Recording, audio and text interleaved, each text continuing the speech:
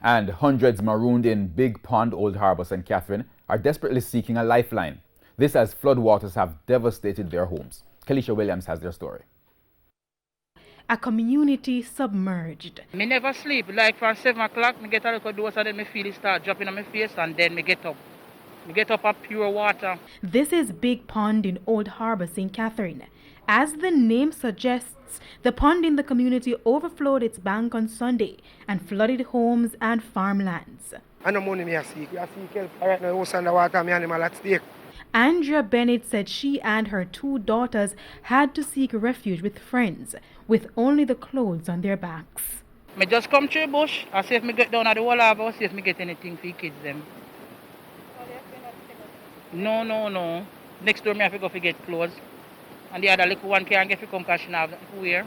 Me have my fridge, me assack them, my dresser, and the 2 bed, and the glass table, and the food them. Because I go get all some food from everyone and everything flood with. Nothing was spared in this shop. The only thing me no sell a meat. Everything you can think of from a pin to anchor. The only persons spared were those on higher ground, but even then, it's still hard. Well, I don't feel good about it because right now I need to go to work and I can't get to work there. Through the water. And while it's a headache for residents, it's a new habitat for these scavenging birds. And as much as it may look like it, this is not a river. This is actually the only way in and out of the community. Now, with these brave men, we decided to take the treacherous journey across. I understand that hundreds of persons are now trapped inside their homes. My friend bought my bar still and I go and eat some food. The water affect me still because I'm cold in the bush and can't even look on them but I go.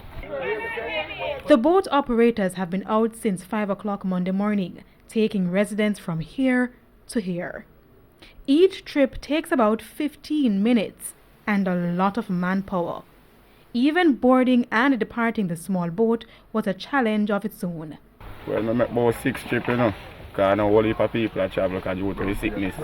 So we have to go wait till the night day now we see what can go on. So this is something you regular do whenever the year flood? Yeah. But sometimes we don't have a real boat, we have to use a fridge or something. With one boat serving the community, some persons decided to brave the murky water. However, this is not new to Big Pond. The community is flood prone, so year after year, residents undergo this ordeal. But they told me they have had enough. December come I've been there 6 years. And every year, me have to move out. This trip, me couldn't move out. It catch me in it, trap me in it. Yesterday, me have to walk through water to reach my yard. Now, as the residents wait patiently for the water to subside, danger lurks above. Kelisha Williams, TVJ News.